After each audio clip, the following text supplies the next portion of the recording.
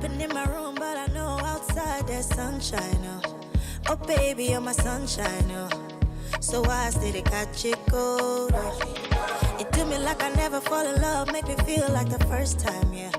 A dangerous love affair. I'm gambling on my heart. That was Dangerous Love, the latest single from Nigerian superstar Tiwa Savage. The acclaimed singer-songwriter has been called the Queen of Afrobeats, and her success spans music, fashion, film, and television.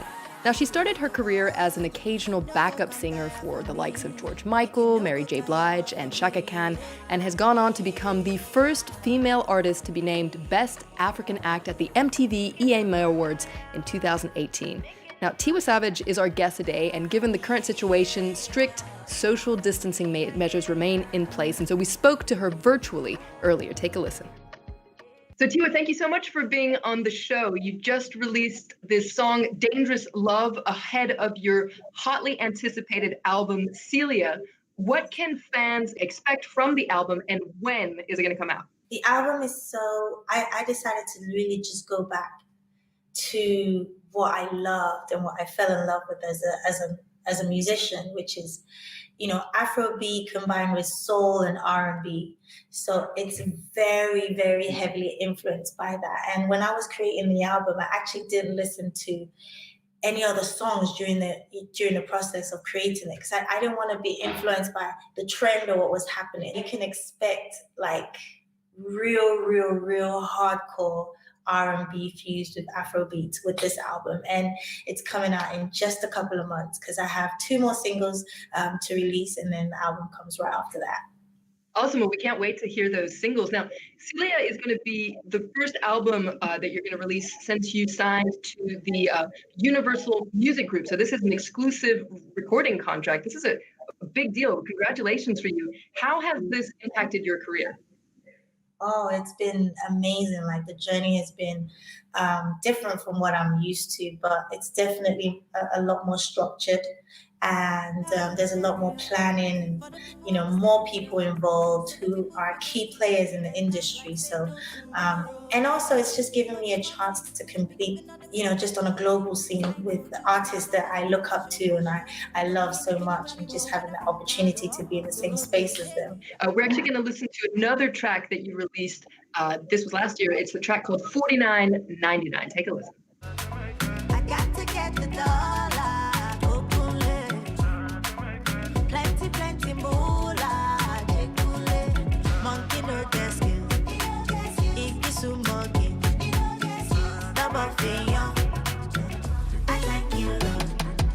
Mofera basa, she mofera Bugatti, lepa todo, lepa shandi, ele mommy, ele daddy. They want to yawa, they want to Bugatti, lepa todo, lepa shandi, ele mommy, ele daddy. So that track, 49.99, has racked up over 10 million views on YouTube, and it actually references another song that's called Shuffering and Smiling. This is by another Nigerian legend, so Fela Kuti. There's a political message behind the song. Can you tell us a little bit more about the lyrics? First of all, paying huge homage to Fela Kuti, who is the godfather of Afrobeat.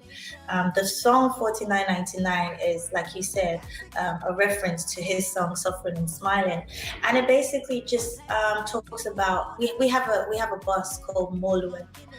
It's like a transport bus, and you have 49 seats on the bus. What you have is 49 people sitting, and you have double that amount, almost 99 people standing. And it just shows the poverty level, and he's been singing about that and related issues and topics like that for years.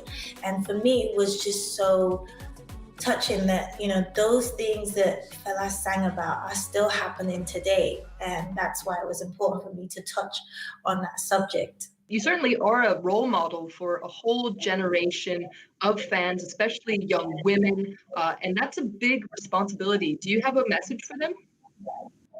Oh my goodness, listen, I'm always preaching to, my savage soldiers. I love them, especially the females, because it's just, I realize how hard and difficult it is for a female in any in any field of business, whether you want to be a nurse, a doctor, a chef, a pilot, a politician, a musician, a fashion designer, anything. It's just that it just feels like as a woman, you have more challenges that are placed in front of you. So I'm always just encouraging women to just, go for it, work hard, start today. It might seem like such a huge mountain in front of you, but just take that first step. Your music features lyrics in English, but also Yoruba, so that's a West African language that's widely spoken in Nigeria. Do you feel like you're an ambassador for Nigerian and then more broadly speaking, African music throughout the world? Absolutely. I proudly raise my flag everywhere.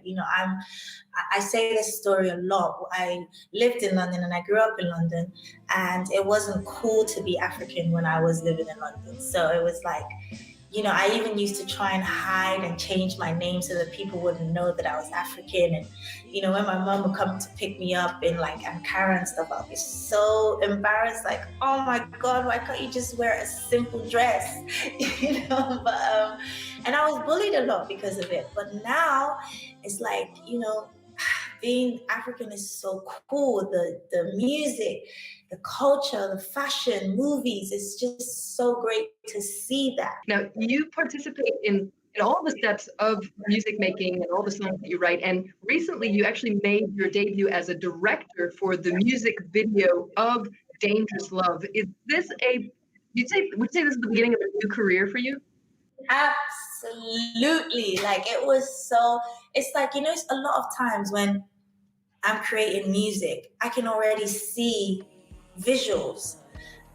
So for me, it's important. It's like, being involved 360 the whole way, just art cover, like, photo shoot, the visuals that I want to put out there, it literally just comes from here. So, and I was so grateful to have, Ibra and JM Films, a production company that actually allowed me to pursue that dream and that vision and to bring it to life. So, yeah.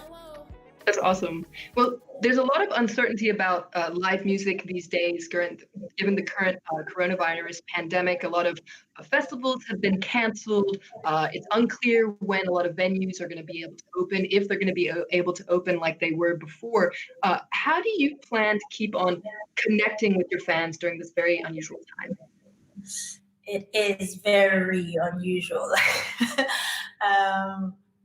I had so many festivals booked. I even had a tour booked to support the album, and it's just been, my bank account has suffered a lot as well. So. We're just always constantly, myself and my team and the label, we're always just constantly trying to figure out, like you said, I think everyone is still trying to figure out how to adapt to this new norm. Obviously, like, online concerts are one way that a lot of artists are looking into.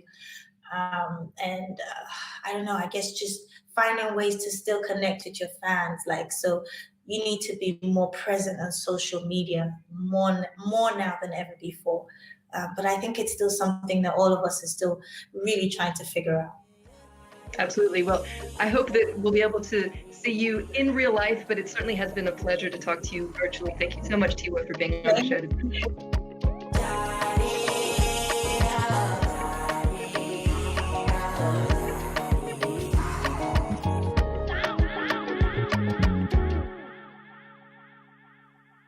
Let's move on to some other music news making headlines. The Canadian-American singer-songwriter Alanis Morissette is releasing a new album called Such Pretty Forks in the Road. It's her first studio album in 8 years. Now, Morissette was scheduled to embark on a world tour for the 25th anniversary of her 1995 album Jagged Little Pill, this in June 2020, during which she was supposed to perform songs from her entire career. Now, that tour with Garbage and Liz Phair has been postponed until 2021 due to the COVID-19 pandemic. In the meantime, fans can listen to tracks off her latest album, like this one. It's called Reasons I Drink.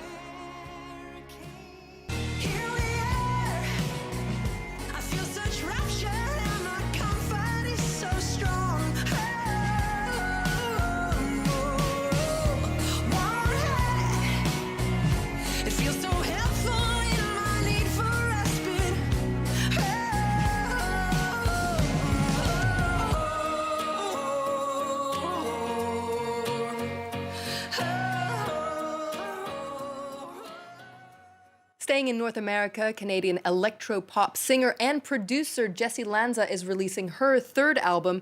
It's called All the Time. It features the catchy song Face, which Lanza says was inspired by people watching on the New York subway and trying to imagine their thoughts. It also features the song Anyone Around, which has this great music video shot on Zoom with her family members, as well as members of Caribou, Savages, and Junior Boys. It's really a postcard from life in lockdown. Check it out.